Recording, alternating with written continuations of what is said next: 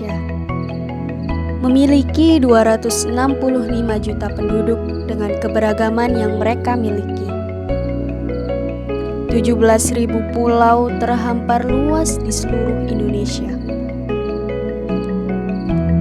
Ada lebih dari 300 suku bangsa, 742 bahasa, 6 agama dan beragam kepercayaan lainnya, serta adat istiadat yang berbeda-beda.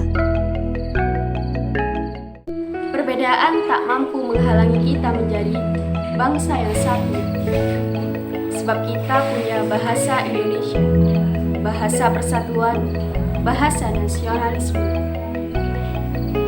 Bahasa Indonesia diraih dengan perjuangan berdarah-darah untuk diakui sebagai bahasa resmi, bahasa nasionalisme, sekaligus bahasa persatuan.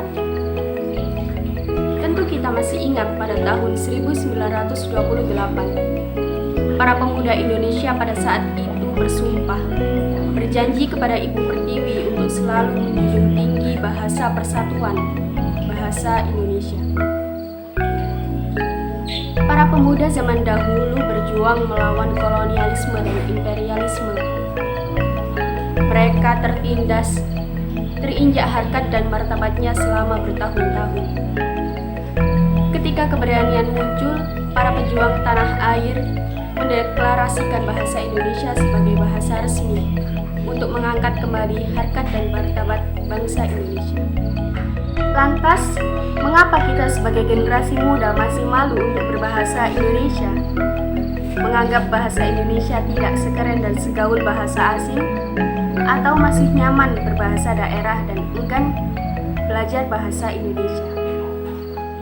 Nah, mengapa sih kita harus bangga berbahasa Indonesia? Bahasa Indonesia adalah bahasa yang sangat kaya. Bahasa Indonesia berakar dari bahasa Melayu, di mana bahasa Melayu ini digunakan hampir di seluruh wilayah di Asia Tenggara, seperti Malaysia, Singapura, dan Brunei Darussalam. Tak hanya bahasa Melayu yang mempengaruhi bahasa Indonesia, pengaruh dari bahasa asing dan bahasa daerah lainnya juga membuat bahasa Indonesia semakin kaya. Tahukah kalian, bahasa Indonesia juga dipelajari oleh bangsa lain? Setidaknya ada 4 universitas besar dunia yang memiliki mata kuliah bahasa Indonesia. Yang pertama yaitu Tokyo University of Foreign Studies yang ada di Tokyo. Yang kedua yaitu University of Charter Queensland yang ada di Australia. Kemudian Taras Shevchenko National University of Kiev yang ada di Ukraina. Dan yang terakhir yaitu Hankyu University of Foreign Studies yang ada di Korea Selatan. Menariknya, ada mahasiswa Australia yang mengatakan bahwa motivasinya ingin belajar berbahasa Indonesia adalah ia tertarik dengan kebudayaan Indonesia, sekaligus ingin memperdalam pengetahuan tentang Indonesia.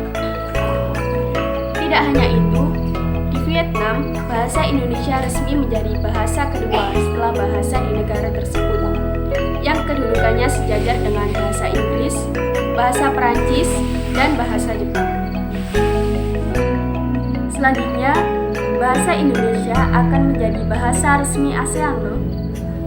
Bahasa Indonesia memiliki peluang besar untuk menjadi bahasa resmi ASEAN, karena bahasa Indonesia menjadi bahasa internasional yang harus digunakan dalam diplomasi dan perdagangan internasional. Kemudian bahasa Indonesia berperan besar dalam penyebaran ilmu pengetahuan. Dan bahasa Indonesia memiliki jumlah penutur yang banyak di seluruh dunia. Tidak hanya digunakan di satu negara, tetapi di beberapa negara ASEAN seperti Malaysia, Singapura, Timor Leste, Thailand, serta digunakan oleh para diaspora di seluruh dunia dengan dialek yang berbeda. Bahasa Indonesia masuk kategori bahasa yang mudah dipelajari oleh orang asing. Nah, jadi tidak ada alasan lagi untuk kita malu berbahasa Indonesia. Mari bangga berbahasa Indonesia.